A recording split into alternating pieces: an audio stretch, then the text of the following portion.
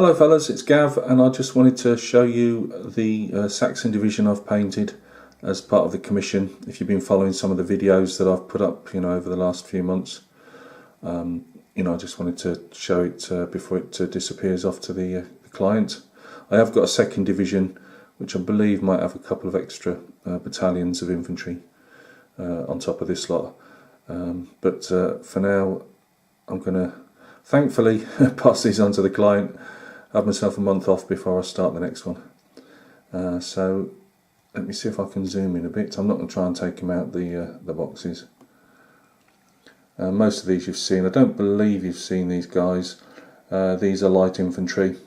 Now these are the actual AB Grenadiers that the client just wanted painted to resemble light infantry. There's a couple of bits of differences, but on the whole they're passable as light infantry for the Saxons. Again, as I've followed it throughout, I've done a few different colours of trousers just to show a more campaign feel as well. I haven't tried to muck them up with dirt or put patches on or change jackets or anything like that. It really was just to get a feel of a campaign look. That's a brigade on the right, brigade commanders. It's a divisional commander. Now, if you can see here on his pistol covers and that was some green stuff put on by Paul Alba for the client. I apologise, Paul, if I've left anything out. Another brigade command, again, pistol covers and that have been had some green stuff work put on. If you can see, these are Grenadiers by the red plumes. The one with a black top there is an NCO.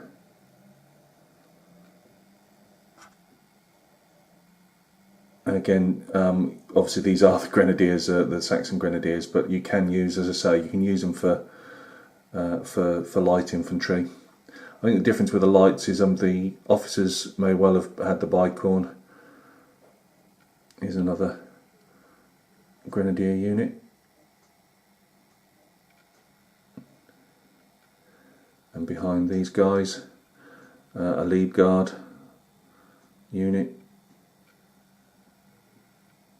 With these, I've just put a dab of Vallejo plastic putty on the shoulders, and then painted them to represent the frilly epaulets, which were white. The client wasn't particularly fussed, but I just thought, it would just finish them off a bit better. And then we'll cross over to the other box. Well, I might as well start at the back. These are the artillery that I've shown you before.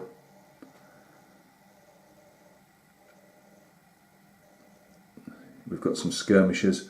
Again, Paul Alba's done some work on the skirmishers. Some of them had boots showing, and he covered them up for the client to show trousers. Some more of the artillery again. Again, you've seen all this before, but obviously it's in the box. So there's the light infantry skirmishers. Guard skirmishers. Some of the Musketeer regiment skirmishers. Some at the back there as well.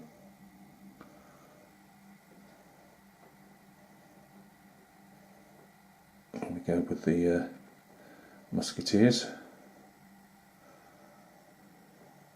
The poles for the colours I removed, cut out, drilled the hand out, and put some wire in for the poles, just to make them a bit more rigid, because you know what they're like, they're always bendy no matter what manufacturer you have. In fact, I believe I used those extra large paper clips for that. Here's some more Grenadiers. So Saxons are really nice if you can get the whites right. Obviously they're quite easy. You haven't got the piping to do that you would have on a French unit. The cuffs, just some buttons.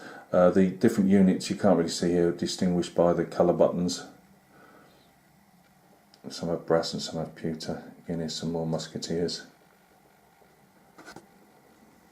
Oops, sorry. I'm getting towards the end of the box here. I'll go over the top. There you go. I've also I said to the client, it wasn't something that we'd originally talked about before, but he was coming actually driving down the country to pick him up, and it was more for the journey than anything. And then we talked about it and decided to use these really useful boxes, which are, hang on, let me see if I can, these really useful boxes, and I've put magnetic, well, these are metal ferro sheeting, that's the brown that you can see, and then magnetic or, you know, rubberized filings on underneath the bases. If you go onto there's a company called, or a business called Magnetic Displays here in the UK. That's where I got them from. Works out, off the top of my head, I suppose you're looking at about £2.50, I reckon, per sheet. They sell them in usually bags of 5, I believe, for the ferro sheet.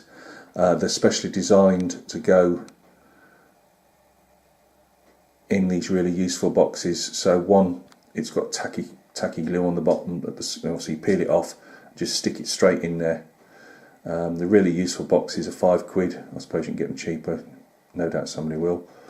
And the magnetic sheet itself, let's see if I'll get one of these light infantry out of the other box, bring it round so let's have a see. Where are we? Here we go. There you go. There's a magnetic sheet on the box. Not a great depth to it, so it doesn't, you know, you're not getting a massive, you know, 5mm blooming thickness extra or something like that to shove your figures up higher. Nice and strong in the box.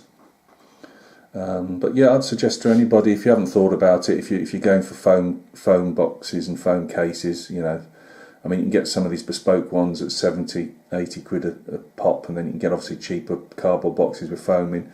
And the problem with the foam, they can only handle certain sizes. I mean, this box alone's got, this commission alone's, I think it's got 4 different size bases in.